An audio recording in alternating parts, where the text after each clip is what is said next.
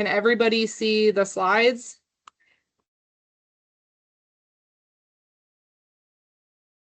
Someone can chime in. Yes? Okay, great. Awesome. Here we go. Let's see if it'll go through. There we go. So first question off to start is who's experienced some type of back pain. So this can include anything with spine in the neck, back, lower back, upper back, and then neck. Probably most of us, because it's pretty common to have some episode of back pain within our life.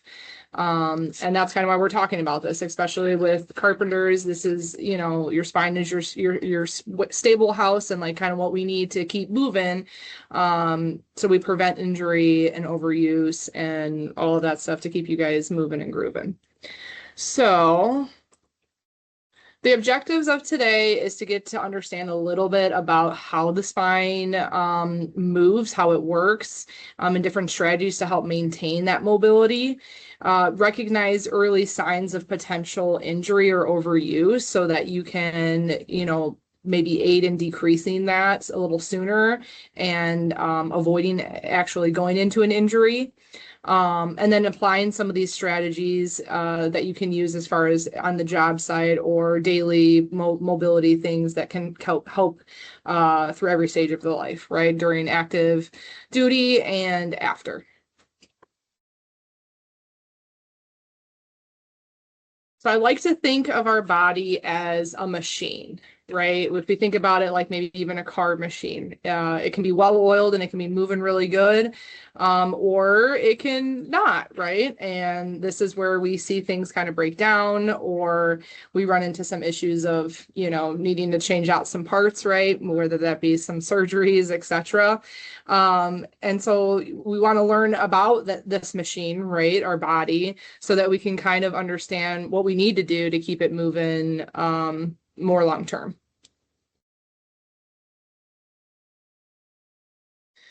So in general, and this is more specific for like back pain, we said, and I asked the question, like, has someone had low back pain in their life? It's pretty common, right? 70 to 90% of the global population will experience some of it at some point in their lifetime.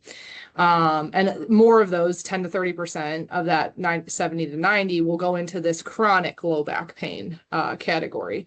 And so that's something where it doesn't improve with, short-term interventions and etc. And so we want to avoid that. We want to avoid you going into that 10 to 30% of that chronic pain, that it's going to be something that affects you long-term. And as for the neck, right, we see that neck pain, is estimated to affect about 30 to 50% of people. And again, I don't have the statistics for going into that chronic stage, but similarly, it is a little high, right? Like, for the amount of people, like we want to make sure that if there's not improvement happening, especially with early intervention, coming to see us physical therapists or chiropractors here at the Union buildings, like, that then it can lead into some of that stuff. So we want to make sure that we can try to avoid that best we can. And today I'm hopefully going to give you some of these tools that you can try some of these things on your own short term, or if you're waiting to see a doctor or waiting to see physical therapist or chiropractor, etc. So general motions of the spine. I am not going to get into too much of the science. That's, not what you need to know, but knowing some of it is important. And if this is, something that you want to learn about, you can, snap a picture of the spine. But basically the goal of this slide, but basically the spine is dynamic and, it's strong. There's a lot of motions that occur from the neck, from the thoracic spine, and from the low back. And it's dynamic to allow us to do all the motions that we do every day. And it can change depending on the load that we put on it. So, we can increase the load of things that we do around, and that spine will actually adapt to it as well. And so when we see people that have injuries or pain or things like that, I think that in the past, there's been this fear around our spine and around our back of that we should be worried about it. But in theory, because it's dynamic, yes, that's where we can get into some problems where if it's not moving appropriately, but overall it's strong and it can heal, and it can do lots of things. And we see here, you can bend forward, you can bend back, you can side bend, and you can rotate. Now, if you're just looking at those four things alone, that's just one thing, but you can extend and rotate at the same time, or bend forward and rotate and side bend at the same time. And so you think about how dynamic that spine is and being able to do maybe these four main motions, but coupled all together. Now, what does the core consist of? A lot of times around spine issues, and again, mostly maybe thoracic, but sometimes that lower back or like mid back, lower back. We hear a lot about what is this the core, and a lot of times we think it's just doing those ab crunches or those those stomach sit ups and stuff like that. And the core is so much more. Again, I'm not going to get super deep into the anatomy, but sometimes it's nice to understand a little bit of it so that you can better understand why maybe your therapist or a chiropractor or athletic trainer or personal trainer maybe gives you some of these things. And sometimes the why behind it makes you understand a little bit more and kind of own in on doing some of it. But the top picture over here you see in the corner, this is our deeper layer of core. So you have these muscles, we call them those local muscles, or if you've ever heard someone say your stabilizers. And these are these smaller muscles that lie a little closer to the spine, underneath some of your bigger ones. And they kind of help to stabilize or to create that pressure gradient within the spine.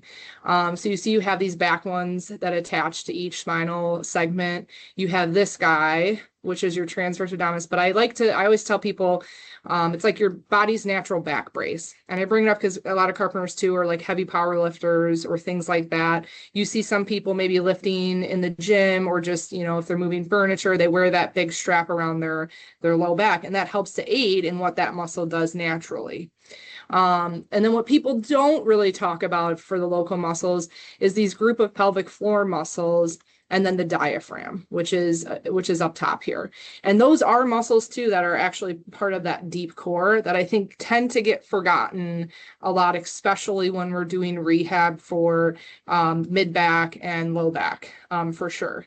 And so, if you're not incorporating some breathing or potentially some pelvic floor things, you're kind of missing, I like to say, like, half of the pie, right? So if you think about, you got 1, 2, and then bottom and top, if you're only really working the back and the front, I mean, you're missing half of the puzzle here. And maybe that's why, we've had some poor outcomes with low back pain and low back symptoms, and maybe why it turns into chronicity, potentially. So, I think that if you have an injury in the future and it's something regarding this, maybe talk to your doctor or talk to your therapist or chiro, etc., about, is that playing a factor, or like, is there something that needs to be assessed, right?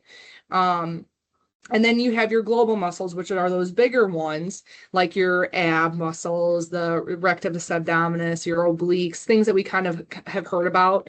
And again, even your pecs, just because of where it attaches to that chest wall. So here I like this picture on this bottom because it kind of shows you the layers of it. So your core is not made up of just, 2 muscles in the abs. I mean, your hip muscles are a part of that, these deep muscles. And then again, some of these muscles in the chest too that you wouldn't think about, but because they have a impact on where they attach on that rib cage and in the spine, they're actually part of it as well. And so thinking about, like, that's why we need to treat some of these things. So if you have exercises where you're like, well, why am I doing this push-up in a plank position? Well, because it has an impact on your core and how that's functioning. And so that's good to just know, longevity wise. What does our muscles and joints need to work? So it's important to understand what they need to work so that we can figure out how to feed it. So going back to that machine, right? Just like a car, you got to put oil in, you got to take the old oil out, you got to change it out, you got to give it what it needs. Gas, it needs gas to run, right? If it doesn't have the gas, it's not going to go anywhere. So similar to the body, right? So carbohydrates, proteins, and fats, we'll just start there. Carbs are just, we hear about this all the time about, maybe low carb diets and stuff, but it's important. We actually need carbs, because it's our primary source for that high intensity, activities, which obviously a lot of carpenters are doing, and daily, repetitively. And it helps to provide energy, not just to the muscles, but also to the brain. And we need to be thinking when we're doing these things and thinking about our mechanics and thinking about what's the best way to do these things, right? But again, the muscles just need that. And especially if diet's not a thing that you're thinking about, maybe we want to look at that a little bit more too, because again, we got to feed that body to get it moving the way we want to. Proteins, I think we all kind of know proteins are good for muscle growth. They're also good for repair and recovery, though. So, like, yes, it's needed to build muscle, but they are important to help with the recovery of muscle as well. And then fats. That fats is our secondary kind of source of energy, or for more of those like long duration activities, or like maybe low intensity, long duration, which again, if you're doing something that's long term and repetitive, that's kind of where you need some of those fat storages too. Now, you can get in and dive a little deeper into like good fats, bad fats, good carbs, bad carbs, etc. Right? It's just to know that like these are the main basis of it. And if you feel like that's an issue of like what you're feeding your body or what you're giving your muscles and your joints, etc., then you can always, talk to a nutritionist, talk to your primary care doctor, and get a little bit more info about that. But moving on, we have hydration. Water is everything, right? Keeping everything, especially within those discs in the spine and the synovial joints within all over, actually. It helps to keep that lubrication. And we know too, like just like on a car, if you don't have that lubrication, I mean, your brakes might be running down, right? Like you want to keep things well oiled. So keeping that hydration is super, super important. And then other nutrients such as omega-3 fatty acids, antioxidants, vitamin D, and calcium, etc. Those kind of things help with decreasing that inflammation. And trying to, have a potentially like low inflammatory diet can be beneficial, just because when you're working and you're doing things very repetitively, your body's going to be kind of naturally recovering from that all the time. And so giving your body that source of keeping things that will help with reducing that inflammation, that can help with like decreasing that soreness, or, decreasing that recovery time for after maybe more of a strenuous day than you're normally used to. So looking into some of those can be beneficial. And then the main one too is regular exercise and living at a healthy weight, right? This being at a healthy weight just helps reduce stress on those joints. And again, if you're doing something that's repetitive all the time and you have that extra load on those joints, then yes, it's gonna stress those joints a little bit more, and affect how much it has to work. And so if you can decrease that by keeping that weight down, that's awesome. And then, reducing stress and regular exercise, stress has an impact on inflammation, but also different chemical mediators in the body that disrupt our ability to recover and to heal. I would say, I didn't add this on here, but sleep is another thing that's just super important for recovery, for your brain, for your joints, for your muscles. And that's just because we do our best recovery at night. And so if sleep is something that you struggle with, I always recommend, talking to your primary care doctor, because that's something that you want to get addressed. If you're not giving that nightly recovery, and then maybe you're not hitting the appropriate carbs, fats, proteins, hydrations, etc., like you're really doing that body and that machine a disservice, right? I like to touch too on the regular exercise, because I get a lot of times, especially because carpenters live a very active job. It's very demanding. It's physically challenging. And so sometimes the conversation around is like, well, I'm already doing 15,000 steps a day. I'm lifting, I'm pushing, I'm pulling, I'm physically demanding. And it's true that you are, but you want to work your body in an opposite direction, and your body's actually just more efficient at those things that you do. And so when you look at it, like if you've been doing the same kind of, work day in and day out for the last, 5-10 years, your body becomes more efficient at it. And when it's more efficient at something, it's actually less work. And so your body just becomes more used to doing that. And so, it's working less calories and overall, just because your body has made you stronger in what you need to do for that. And that's great because it helps you with your daily job, but longevity, you're sometimes forgetting the opposite side. So like, I think I just use the general term of, a lot of times what we do in life is very in front of us. We're on a computer, we're driving, we're eating, we're, working on stuff, right? Like you don't work behind your back, right? And even going to the gym, a lot of people are like to do the bench pressing or bicep curls or those, big money maker muscle exercises. But we forget a lot about the posterior chain or the back of our body, right? And so, strength training, the opposite of those muscles that you don't typically use every day, is so important for longevity, to keep the body more upright and fight against what you have to do, day in and day out. And so that's why I like thinking about, maybe what muscle groups or what activities you do a lot and kind of doing the opposite for your exercise. And so you can kind of break this down simply by, are you doing a lot of pushing or are you doing a lot of pulling, right? If you're doing either of those, do the opposite for your workouts, right? If you're doing, a lot of forward motion stuff, think about doing more backward motion stuff, right? And that's simple, basic stuff. But again, like if you have questions or you have concerns or you're not quite sure, like that's where we come in, and you always have the ability to come in and see a physical therapist, chiropractor, just your PCP regarding some of these things, as well. So what mobility exercises can I do for my low back? So what I'm going to do here is I'm going to go through these and then I'm going to switch over and just show you an example of how they're done. So that way you can at least see it. So feel free to, either like record it happening or write these down. A lot of them are online, so you can find a lot of them if you just, like Google them. But I think these are just some main exercises that can be beneficial to do longevity wise, so that you can keep things mobile and moving in all those different positions. And I can add a couple if we have some more time at the end, but I do want to leave some time for like questions and all that as well too. So we'll see what we can get through. So I'm going to just switch this over. I'm going to keep my list here. So the first four, these are more geared towards the low back, but there has a little bit of an impact on the upper back as well, or like that mid-thoracic spine. So I'll show you some of those. But the top one is lower trunk rotations. I have with a leg crossed over, which I will show you. Now, there's variations of a lower trunk rotation, so I'll show you all of those ones. I think that based on just seeing the population, a lot of times carpenters have a lot of tight hips just because of being on their knees or things like that. So I think that I like to add in the cross leg because it helps get that hip a little bit.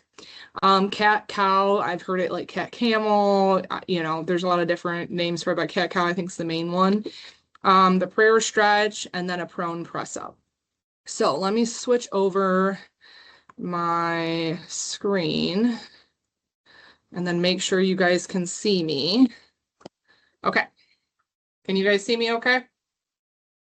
All right. So the first one is that lower trunk rotation. And so the easiest way to do it, the first way would be just to have your legs side to side and go as far as you can each direction. All right. And it doesn't have to be fast. I like it nice and slow. But the one that I like with the leg cross is you're going to bring the leg up, keep it at cross, and then this one you're only going to rotate away from that top leg.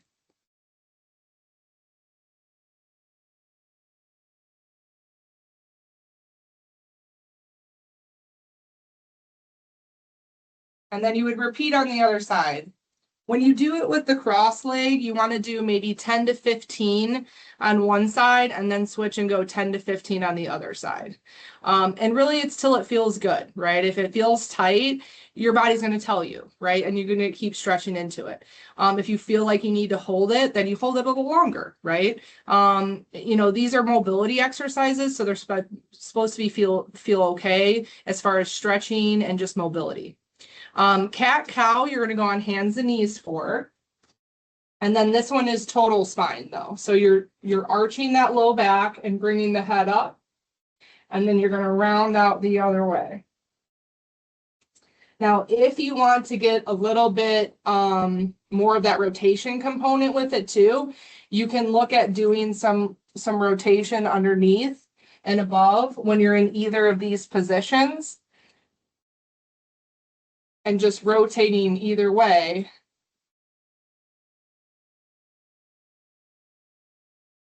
Into what you feel is comfortable. And a lot of times I say with some of these, the stretch is like, if it feels tight, it probably needs to be stretched. If you get to the point where you're like, oh, that feels great, I'm not feeling much, then good. That means that spine is moving the way we want it to. The next one is the prayer stretch, or child's pose. I've heard it for that too. But you're basically going to sit down onto your heels, and then you're going to bring those arms forward until you feel a good stretch in the low back.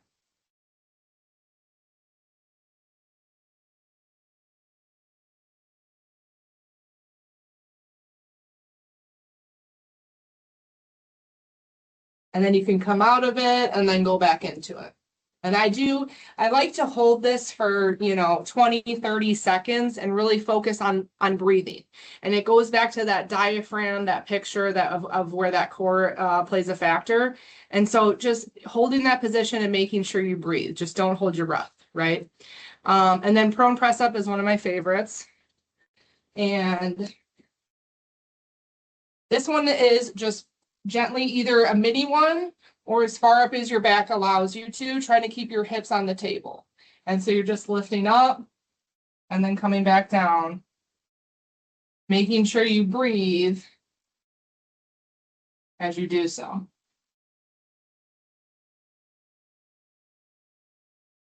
Now, you can also get benefit from this sometimes of like just hanging out in this position and being in that extension. It works kind of like I said, the opposite of what we normally do, where we're always in the front. Now we're going backwards, right? Most of the time we're not doing stuff going back, but this puts our spine in that backward position, which we typically don't do too much throughout the day. Okay. And then I'm going to share my screen real quick. And I'm going to go over these ones. So what mobility exercises can I do for my mid-back? So I did touch base a little bit on the thread the needle, but I will review that one. Open book, and then thoracic extension over a foam roller or a chair, which I will show with a foam roller once I find that. Okay. So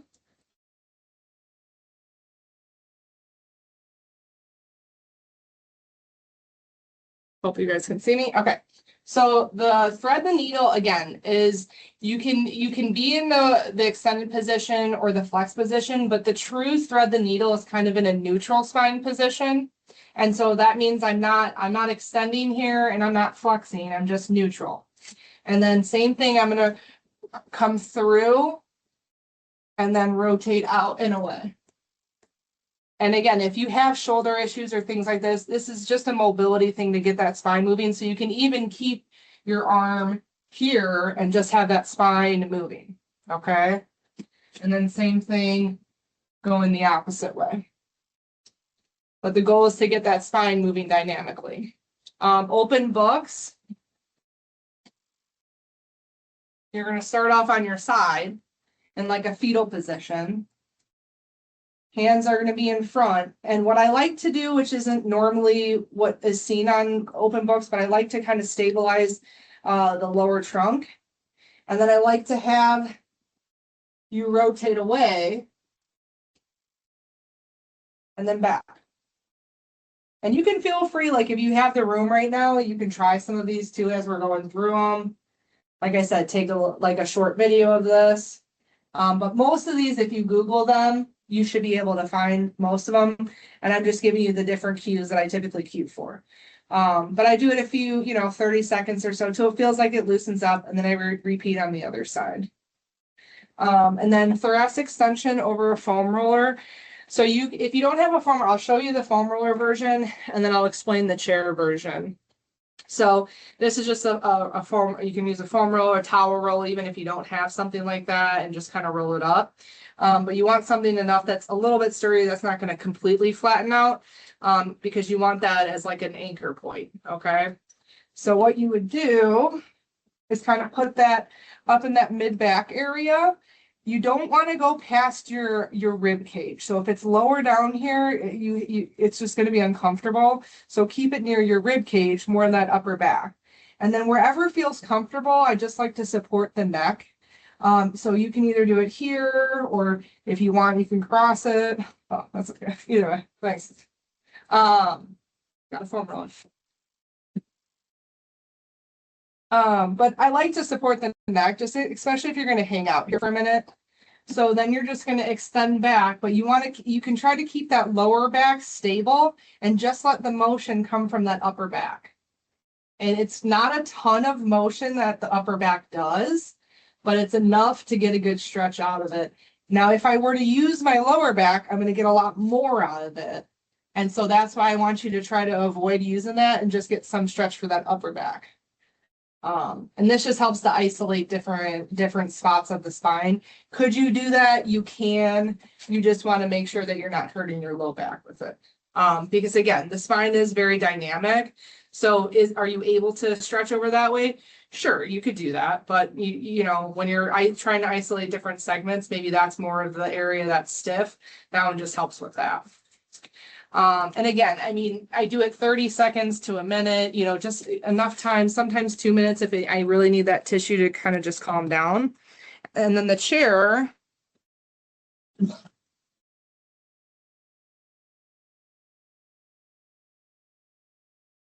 You want something that's hard that isn't going to move. Okay, so this is a pretty sturdy chair and it does not have wheels on it. But you would do the same thing in seated, just leaning back over that chair.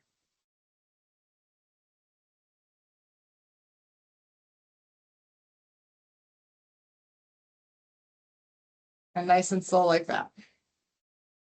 Okay, all right.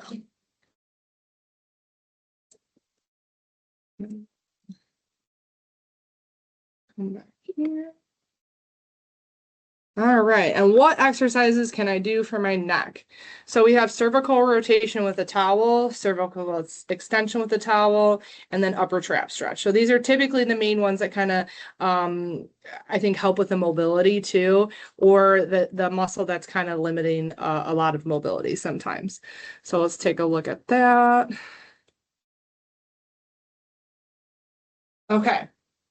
So I will say this one, the rotation one that I'm going to show you is kind of tricky. So if you want to take a video of why I'm doing this, or just take notes down too of how to do it, that will be helpful. But you're going to take just a hand towel, something small. I'm going to put it around my neck like this. And then I'm going to take my top hand is going to grab up by my ear and my chin.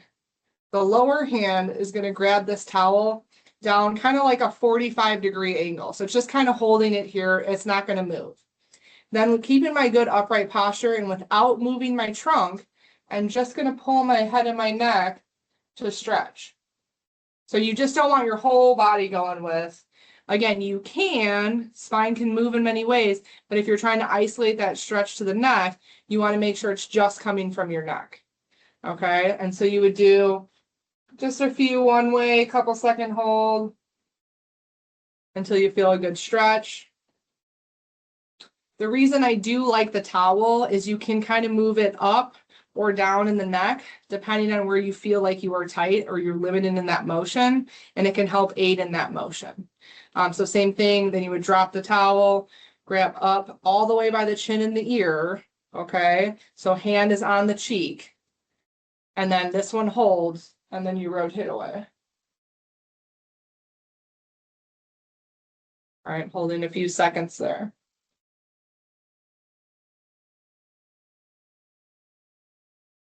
And then extension with the towel. I also like to just keep it at the edge of it too with this, because you could be a little bit more specific at the segment. And then you're going to do that same thing, but you're not going to cross this time. So you find that kind of area, you're going to hold it down, maybe at like that 45-degree angle, and then you're going to just look up and back. Now, again, your spine is dynamic. Can you extend here too with it? Sure. If you want to isolate just that neck and that's where it feels like it needs to move, then you just move it up and down like that. Okay. And it should feel good, right? You shouldn't be getting dizzy. It shouldn't feel like hard. There shouldn't be pain. If there is, again, that's a time where you come and see somebody, primary care, chiro, physical therapy, etc. And then the upper trap stretch. I do like to grab something sturdy with this. So if you are sitting in a chair, you can grab just underneath the bottom of the chair or something that whatever you're sitting on. And one hand is going to hold the table. The other hand is going to grab the head. And as you sit up nice and tall, lengthen the spine, you're going to pull away and feel the stretch on the side of the neck. Now, what I like to do is kind of rotate the head so you can move your head in different angles as you stretch this. It does change the muscle that you stretch. Right to the side is more of that upper trap. But again, because there's muscles that attach at the neck, you can play with where you feel you might need that stretch in the neck. And keeping that anchor point will really get that stretch and pull. All right. And then same thing on the other side. And again, you control how much stretch, you control where the head goes and what feels good to you. With stretching, always though, you go slow, you hold it for a little bit, prolonged stretches up to maybe like 30 seconds, no more than 2 minutes if you're going to hold it for a long period. Okay, I'm going to do that too.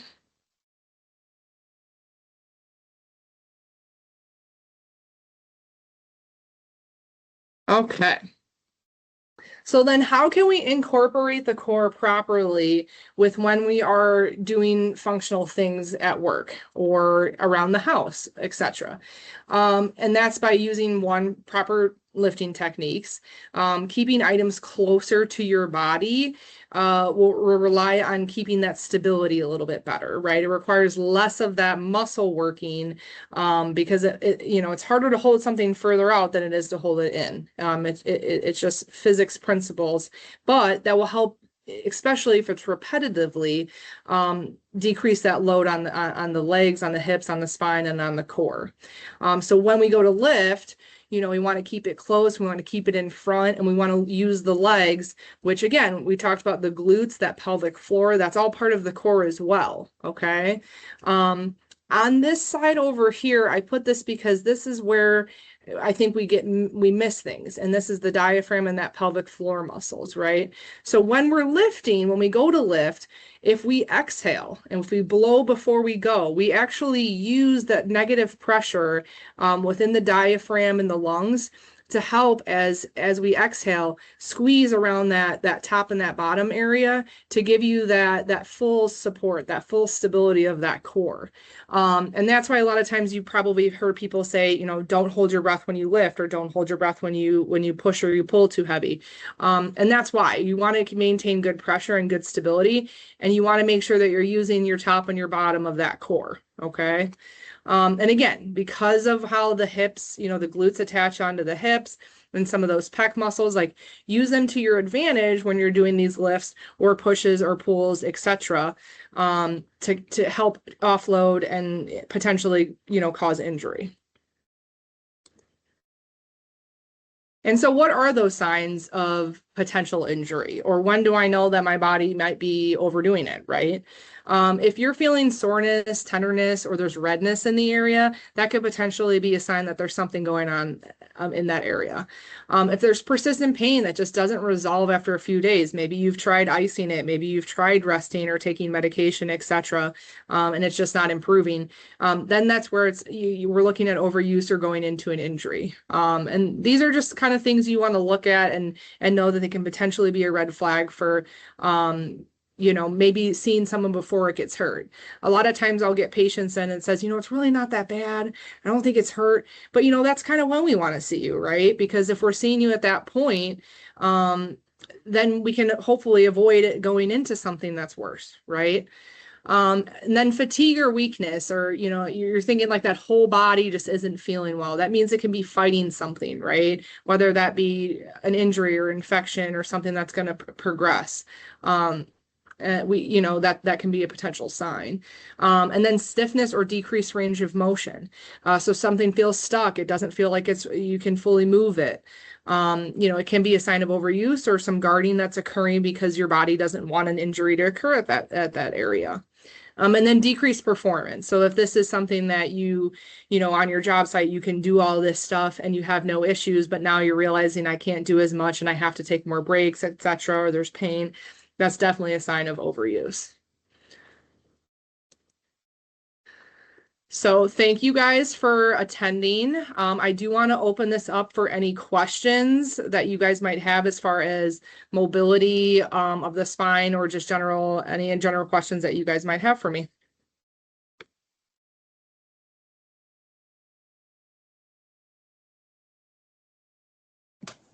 Do you know of any exercises for like sciatic nerve pain? So, I mean, there's definitely exercises more geared towards like nerve tension. And I would suggest to make sure that it is coming from nerve too, I'm assuming back, like you said, sciatica, versus hamstring, and ruling some of those out. But there's nerve glides that you can try. A lot of times if you just Google like sciatic nerve glide, there's good ones. I think that to be specific to you, if you're having that pain, like coming in and get an evaluation of like where maybe where it's tight, where it's entrapped, might be a good idea to do. And especially it depends on if it's like something that's very acute in nature, like it's just happened, or is it something that's a chronic thing? You know, is there a disc bulge involved? There's a lot of factors for it. Because sometimes too, like the disc can be pinching on the nerve, and it's really more of the disc thing versus just the nerve. And so this today was just more for giving you like how to keep the spine moving and how to keep it mobile. But if you have a specific injury or issue, I would definitely come in, because there are things you can do for that. It's just dependent on, you know, having an evaluation of like what exactly would be more specific for you. Got it. Thank you so much. Yeah, no problem.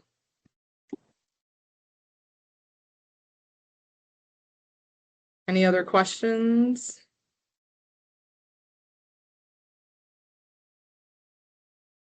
Okay.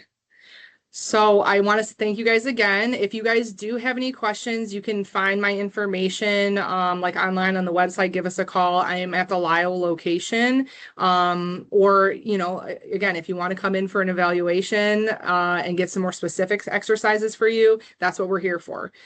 So feel free to use us as you need to keep you guys moving and grooving for as long as you guys want to. All right. Take care and have a great night. Thank you. Thank you.